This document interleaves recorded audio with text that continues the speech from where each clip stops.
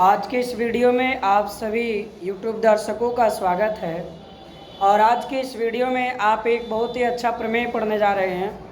वह प्रमेय है कि जब दो रेखाएं परस्पर प्रतिच्छेद करती हैं तो शीर्षाभिमुख कोण बराबर होते हैं। यह प्रमेय आप कई बार पढ़ चुके होंगे, लेकिन इस प्रमेय के सिद्धिकरण की जानकारी आपको नहीं होगी। इस कंडीशन में हम आपको एक फिगर बनाते हैं। आप फिगर को देखें। देखिए, दो रेखाएं परस्पर प्रतिच्छेद माने काटें। तो हमने क्या किया, दो रेखाएं ले लिया। एक रेखा हमारी हो गई AB और एक रेखा हमने खींच दिया CD। ये दो रेखाएं हो गई AB और CD। इनका इंटरसेक्टिंग पॉइंट यानी प्रतिच्छेद बिंदु O है। क्या है? O है। अब हमें ये सिद्ध करना है कि देखिए, शीर्षाभिमुख कोण कौन होता है? जब दो रेखाएं प्रतिच्छेद करती हैं तो सम्मुख कोण, जैसे इसका शीर्षाभिमुख कोण ये है, इसका सम्मुख कोण यानी AOD और COB, ये दोनों शीर्षाभिमुख कोण हैं। और यहाँ पर AOC और BOD, यह भी क्या है? शीर्षाभिमुख कोण, यानी इधर डबल वाला लाइनिंग में डबल कर दिया। ध्यान से देखिए। अब इस पोजीशन को आप कैसे समझेंगे, कैसे सिद्ध करेंगे, थोड़ा सा ध्यान देंगे। आप दिया में लिखेंगे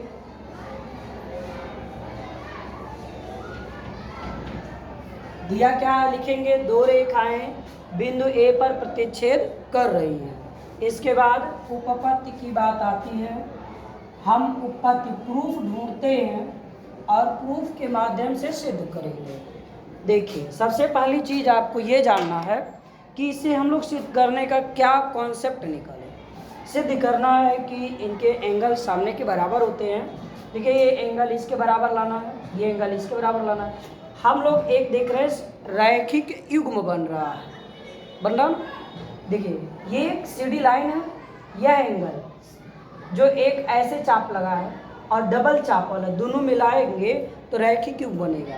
तो किसी रेखा के एक ही ओर के कोण का जब हम लोग ये मिलाते हैं, दो पार्ट है, तो सम 180 होता है। दूसरी चीज रैखिक युग्म से भी आप कह सकते हैं। तो मैं लिख सकता हूँ angle AOC plus angle AOD बराबर कितना हो? 180 डिग्री। हमने इसको समीकरण 1 मान लिया। रीजन आप लिखिएगा, मैं नीचे लिख दे रहा हूँ, सामने जगह नहीं, आप सामने लिखेंगे रैखिक युग्म। क्या लिखेंगे? रैखिक युग्म से।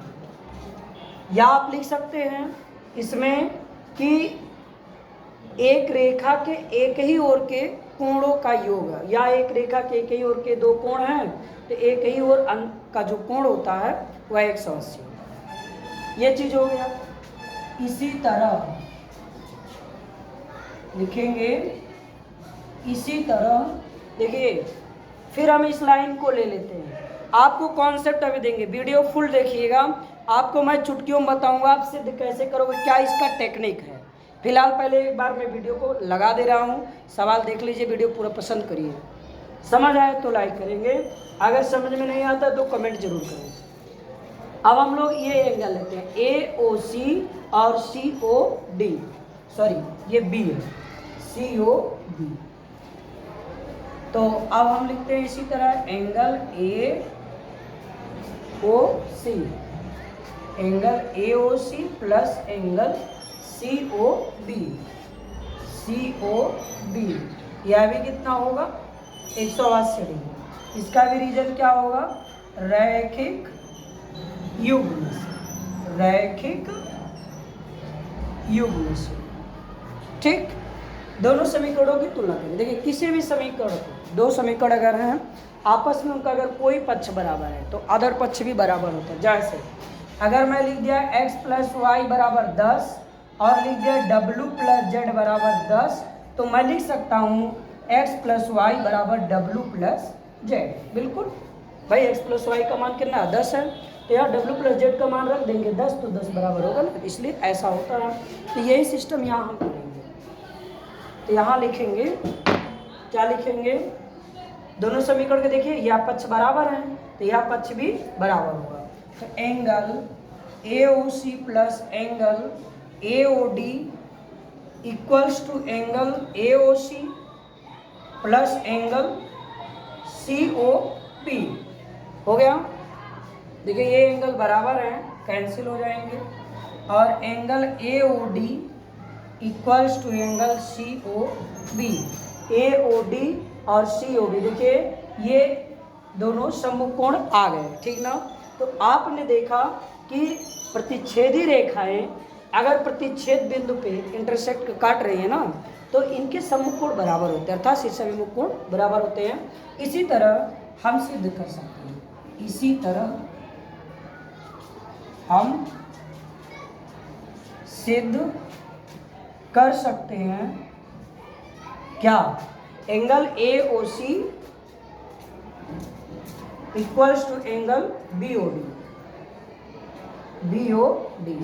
यही आपको सिद्ध कर करके दिखाना था। तो अब कॉन्सेप्ट क्या है, मेन क्लियरेंस का होना चाहिए, सिद्ध करने के लिए आप उलझेंगे नहीं।